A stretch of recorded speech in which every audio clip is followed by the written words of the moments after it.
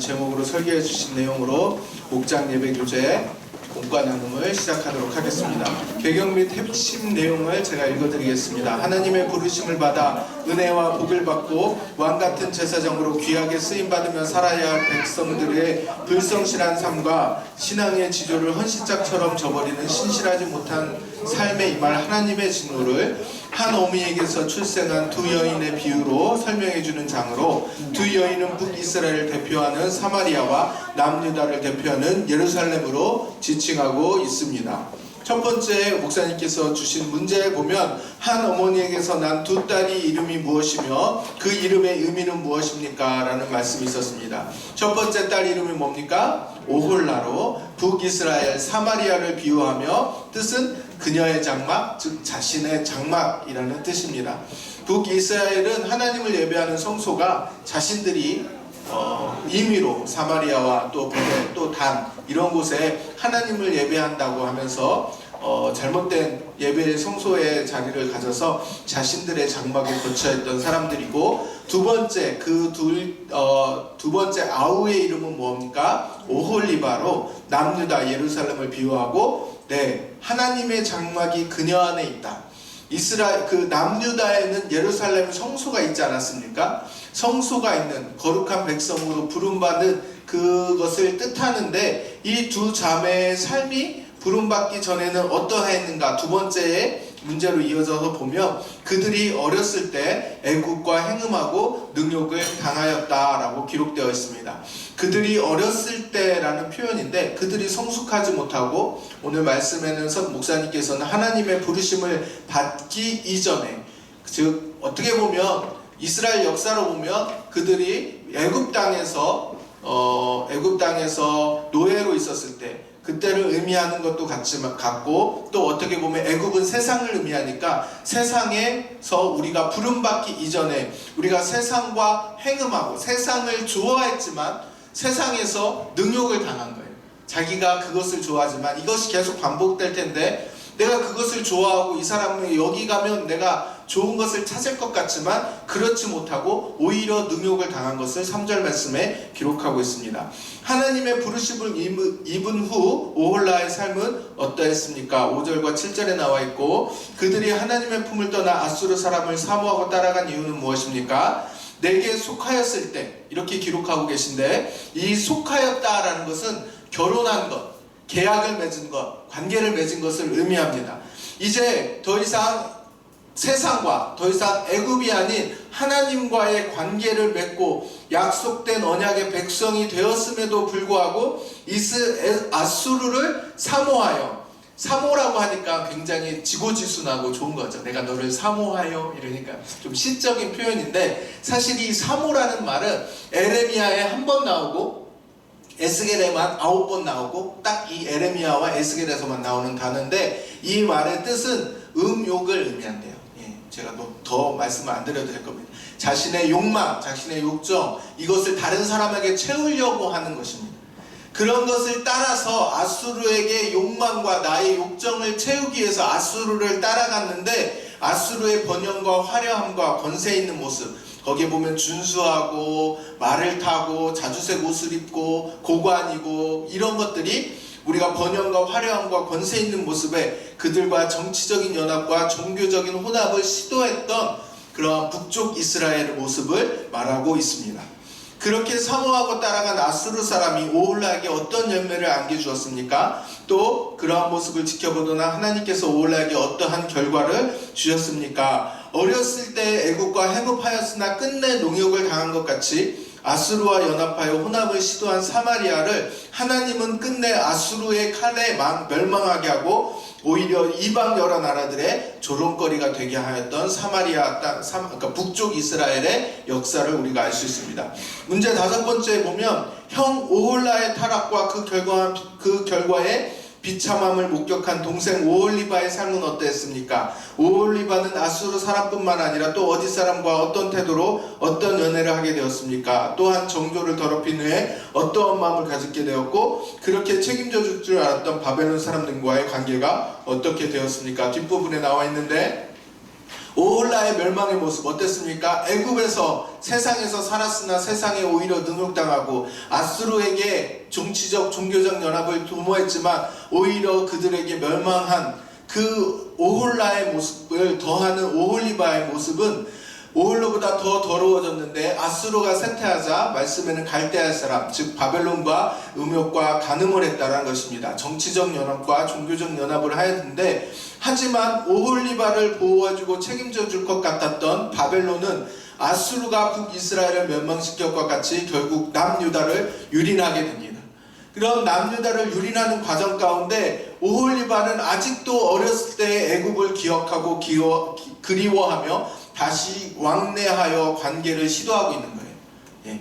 이게 사실은 이게 이스라엘 남쪽 유다의 역사적 그 상황인데 오홀리바가 멸망한 것 아수르에 의해서 북쪽 사마리아가 북쪽 이스라엘이 멸망한 것을 보고 나서도 남쪽 유다는 바벨론과 친교하게 되었고 바벨론과 친교하는 가운데서도 오히려 옛적 애굽을 잊지 못해서 그러니까 바벨론, 애굽, 아수르 여기저기에 그들의 어떻게 보면은 줄을 대고 여기에 희망을 찾아보고 그곳에 어떻게 도움을 쳐다보는 그러한 정치적인 모습이죠. 이게 만약에 여자의 모습이었다면 얼마나 여러분들 보기에 여러분들 보기에도 참 화가 나죠. 만약에 내가 그 남편이고 내 부인이 나랑 나랑 결혼도 관계고 계약이지 않습니까? 건목 팥불이 되도록 계약하셨죠. 그게 어차피 그 혼인 서약 계약 아닙니까?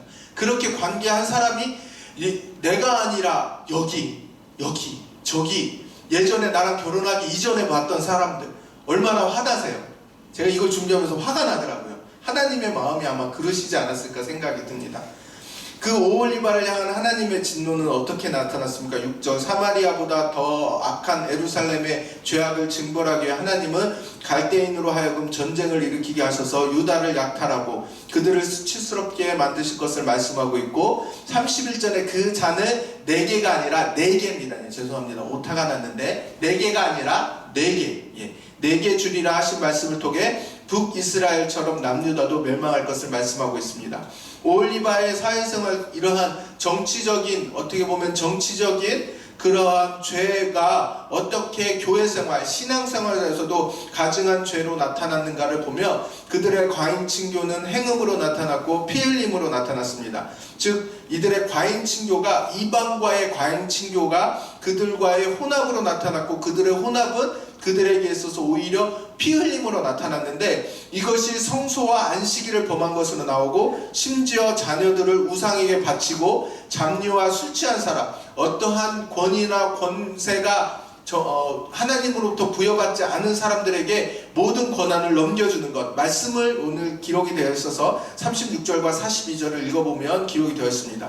남유다는 정치적으로 크나큰 잘못을 저지른 것뿐만 아니라 종교적으로 하나님을 가증스러운 우상으로 대체하는 신성모독을 범하였습니다. 여호와의 성전 안에서도 자녀를 우상의 제물로 바치는 그냥 이렇게 나의 자녀를 제물로 바칩니다 해가지고 뭐 제사장으로 드린다는 게 아니라 실제로 인신 제사가 이루어졌고 우상의 제단을 쌓아 하나님의 성전에 우상의 제단을 쌓아 숭배하기까지도 했습니다. 이것이 역대하 33장과 열왕기하 21장에 므낫세 왕에 나오는데 정말로 사람의 인신 제사를 드리고 하나님 앞에 드린 게 아니라 사람 앞에 드리고 그 우상 몰락이라고 하는 우상에게 드리고 거기에서 제사를 드렸는데 어디서 드렸다고요? 말도 안 나오죠. 하나님의 성소에서 그랬다는 거예요. 얼마나 좀 이런 여러분 하나님의 그러한 그 마음이 좀 느껴지십니까?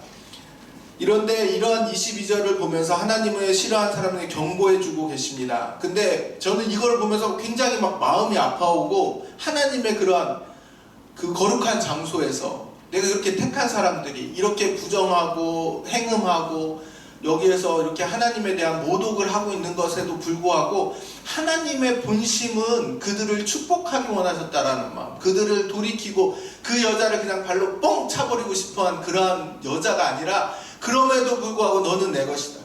호세아가 고멜을 찾는 것처럼 그렇게 너는 내 것이다 내 것이라고 찾는 그 모습을 보았습니다. 여러분들 우리 지난주에 목사님께서 마지막으로 찬양을 뭘 하셨죠? 우물가의 여인처럼 하셨죠. 기억나시죠? 예, 기억나는데 대답을 안 하신 거죠? 예.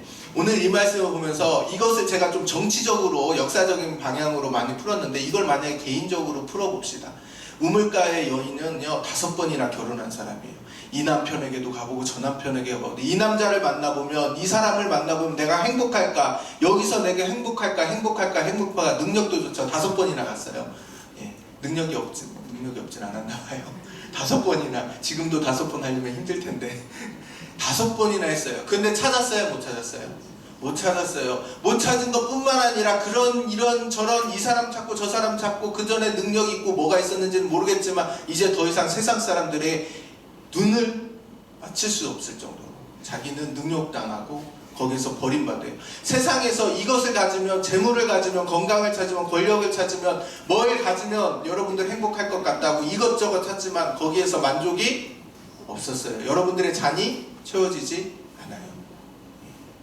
오늘 말씀을 통해서 여러분들이 우리가 정치적으로만, 나라적으로만, 이스라엘 역사적으로만 아니라 우리의 삶으로도 한번 생각해 보시는 저와 여러분들 됐으면 좋겠습니다.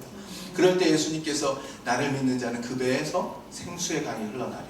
그리고 예배할 것은 하나님은 영이시니 신령과 진정으로 예배할 자를 찾으신다라는 예배의 자리, 하나님과의 관계의 회복만이 그의 목마름, 그의 행복, 그녀의 삶을 책임져줬던 것을 기억하면서 우리도 이스라엘과 유다처럼 우리가 여기저기 내가 이쪽으로 가면 저쪽으로 가면 애굽을 붙잡으면 바벨론을 붙잡으면 아수르를 붙잡으면 오히려 살 것 같았던 그러한 그들의 잘못된 판단과 같이 우리가 하지 않고 오직 내 하나님의 말씀을 삼가 듣고 오늘 내게 명령한 그 모든 명령을 지켜 행하면 너를 모든 세계민족 위에 뛰어나게 하실 것이라. 28장 신명기 28장 말씀을 제가 기록해놨는데 그 말씀처럼 하나님께서 여러분들의 잔을 채워주실 줄로 믿습니다. 그것을 함께 나누시는 귀한 목장 예배 시간 되시길 주님의 이름으로 축복합니다. 기도하겠습니다. 하나님 감사합니다. 오늘 말씀을 통해서 이스라엘과 북쪽 이스라엘과 남쪽 유다의 죄상들을 살펴보았습니다. 이것을 한낱 정치적인 상황, 과거의 이스라엘의 역사로 치부하지 않게 하시고 우리의 삶 가운데서도 지금도 하나님만으로 만족하지 못하고 아직도 이곳저곳 기웃하며 세상에 썩어질 것과 또한 멸망할 것들에 아직도 미련을 버리지 못하며 그것을 기웃거리는 우리의 죄악을 용서하여 주십시고 오직 하나님만을 말씀을 듣고 우리의 행위를 삼가하며 주님께서 우리에게 명령하신 그 명령을 지켜 행하는 저와 우리 모든 성도님들 되게 하여 주셔서 약속하신 말씀대로 모든 민족 위에 뛰어나며 이 땅 가운데 주님의 크신 은혜와 복을 받는 우리 모든 성도님들 되도록 축복하여 주시옵소서. 예수님의 이름으로 기도하옵나이다. 아멘. 감사합니다.